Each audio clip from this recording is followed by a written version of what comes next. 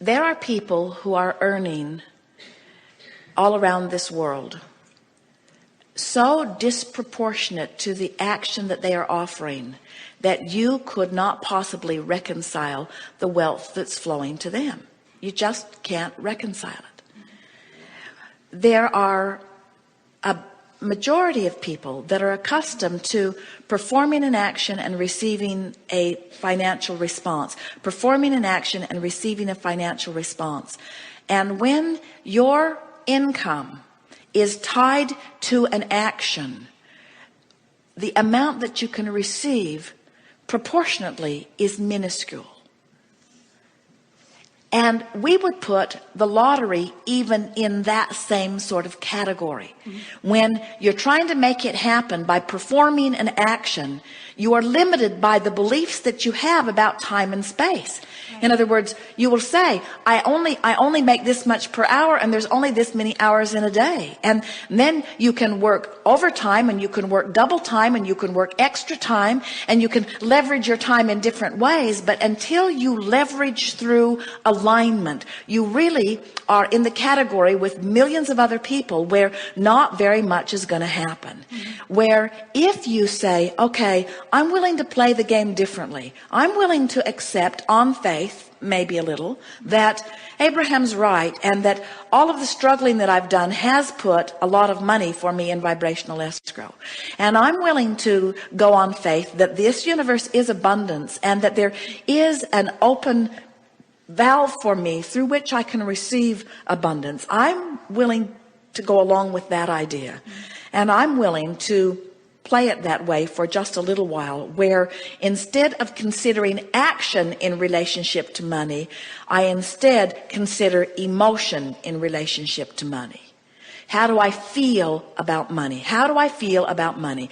I'm going to leverage through emotion rather than bang it out through action. I'm going to leverage. Now, that doesn't mean stop your action. Go to work. Do whatever you need to do. Let the money come in the little pitiful, mediocre way that it flows into your experience. In other words, you don't want to pinch that off. Let it come. But while it's coming, appreciate it. While it's coming, look forward to it. While it's coming, compliment yourself and compliment the others. In other words, let it be an energy game while you're living the action game, because you can do both. It doesn't have to be one or the other.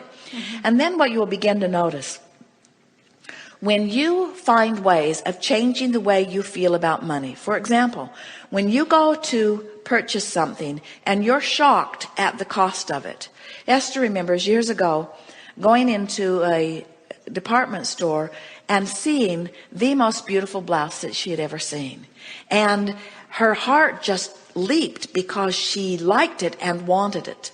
And when she turned the tag over and saw how much it cost, she felt such disappointment that she was mad at the department store. She was angry at the industry. She was angry at the manufacturer. And if we had been visiting with her in those days, we would have said to her, Esther, this is a turning point moment for you. This is a moment where you had a knee-jerk reaction that turned you right upstream. And a lot of people turn right upstream over something just like this. But you can't let yourself have a knee-jerk reaction and be turned upstream and ever be in a position where things will be better for you. You've got to soften this feeling. And if we'd been talking to her then, we would have said to her, don't buy the blouse today, but plan to get it later. And appreciate the beauty of it and hold it in your mind's eye. And Esther, in that angry moment, would have said, buzz off whoever is talking in my head. In other words, she would not have had any of that, because she wanted it and she wanted it now, and she couldn't afford it, and she wanted it now, and she wanted it now, and she couldn't afford it, and she wanted it now, and she wanted it now. But what we are saying, her now cannot improve as long as she keeps having those kinds of knee-jerk reactions. When you're jealous of people who have money, you've got a habitual pattern upstream. When you're disappointed that you don't have money, you've got a habitual pattern upstream. When you're appreciative of the money you have, even if it isn't very much, you're flowing downstream. When you're appreciative of the money you have, when the money that you have feels good to you, and you say to yourself things like, it's good that I have this money, and I'm proud of myself for having brought this money into my experience, and I'm a good budgeter of money, and I like how far I've made my money go, and I like the feeling of money, and I like putting the money here for this and putting the money here for this and putting the money here for this. I like this feeling of managing money, and I'm good at managing money, and I like this money, and I'm looking forward to more money that is coming. And as more money comes, I'm going to do this with it and this with it. And the money that comes is going to be fun in this way and this way and this way. Now, no matter what your state of money, there are people who have a lot more money than you do who are worried about it and have pinched themselves off. There are people who have a lot less money than you do who are thrilled with it, who have opened an avenue where there's abundance of money right on their doorstep. In other words, you just got to find a way to feel good about whatever the subject is, in this case, money. And when you feel good about where you stand. So here's we talked earlier about what we want you to leave here feeling above all other things. And that is, I have the power to turn in the stream. And I don't need to put a motor on my boat and get all the way to the winning lottery ticket. I just need to turn in the stream as often as I can be aware. I just need to turn in the stream. And now we want to leave you with something that is equally important, which is, I am where I am, and that's okay. I'm putting my boat in the stream where it is. And everybody's up and down the stream, putting their boat in the stream at different places. It doesn't matter, because you're not in competition with anyone for any resources. The only thing that if there is any competition at all, and there isn't, is the closing of the gap between the money you want and the money that you feel right now. So when you change the way you feel about money, even though there isn't any money that gives you the reason to feel the change, in other words, you got to find the feeling before you get the money. And when you find the feeling, you've turned in the stream. And when you've turned in the stream, you'll find the money. People say, give me the money, then I'll feel better. And we say, feel better, and then you'll get the money. You say, no, well, give me the money, and then I'll feel better. And we say, feel better, and then you'll find the money. Feel better. And they say, well, I don't have a reason to feel better. And we say, wanting to feel better is a reason to feel better. Wanting to feel better is a reason to feel better. You've got to train your mind to focus in a way that feels better, and only you can do it. Everybody, or most everybody, is saying, well, this is how I feel, and this is what is.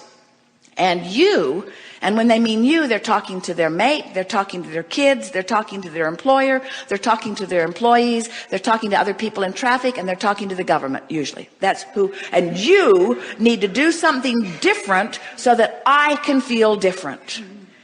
Employer, you need to give me more money, and you need to give me fewer hours. You need to give me more for less. That's what you need to do, and then I'll feel better. And kids, you need to get your own job. And government, you need to stop spending my money on things I don't want to spend it in, and give me my tax money back so that, and we say, as long as you're asking all of those people over which you have no control, and you know it, you know you can't control your kids, don't you? You know you can't control your government. You've tried. Don't you know it by now? So when you put yourself in a position where your good fortune is dependent upon what somebody does over which you have no control, you're upstream every time. And when you finally get it, that none of them have anything to do with what's coming to you. It's all just about you closing the gap. And closing the gap is about feeling better right now, better right now, better right now. Then you leave here and you say, nothing's more important than that I feel good, but I am where I am. And those two thoughts go very well together. I want to go downstream, but I am where I am, which means I've made peace with where I am. And when you make peace with where you are, can you feel this? Feel this. I don't have enough money, and I need more money, and I should have done better, and I should have applied myself better, and I shouldn't have spent money on that thing, and I shouldn't have taken that trip, and I shouldn't have spent this money, and now I'm in trouble. That's not making peace with where you are. That's clubbing yourself about the head. And it's upstream. Every bit it is upstream. Whether it's factual or truthful or not, whether you're overdrawn or not, it doesn't matter. It's upstream, and things can't get better. But when I am where I am, and my attitude is, I'm going to make peace with where I am. Now, what does that mean? What does making peace with where I am mean? It means turn and go with the flow. It means let myself have what I deserve. Making peace with it means I'm all right. It means I'm not stupid. It means I didn't make mistakes. It means I embraced life. I went for the gusto. I looked for what I wanted. I lived large. I am adventurous. I am full of life. I do love life. Things are supposed to be good for me. This is supposed to be a fun ride. I'm loving being here. I'm still in the same financial position that I was a few seconds ago, but now I've turned and I've gone with the flow. I made peace with where I am, and in doing so, I turned and went with the flow. By beating up on myself, I did the opposite. So you can't beat up on your employer either and go with the flow. You can't beat up on your government either and go with the flow. You can't be mad at your kids and go with the flow. In other words, there's 1,000 things all day, every day. And in the same way, now hear this. Oh, you're going to like this. And whether you do or not, we do. In the same way that it wasn't thinking about cancer that made you sick. It was worrying about this and this and this and this and this and this and this and this and this in a stream that's moving really, really fast that made you sick. So it's not thinking about money that's going to bring you money. It's being nicer about this. It's being freer about this. It's smiling more about this.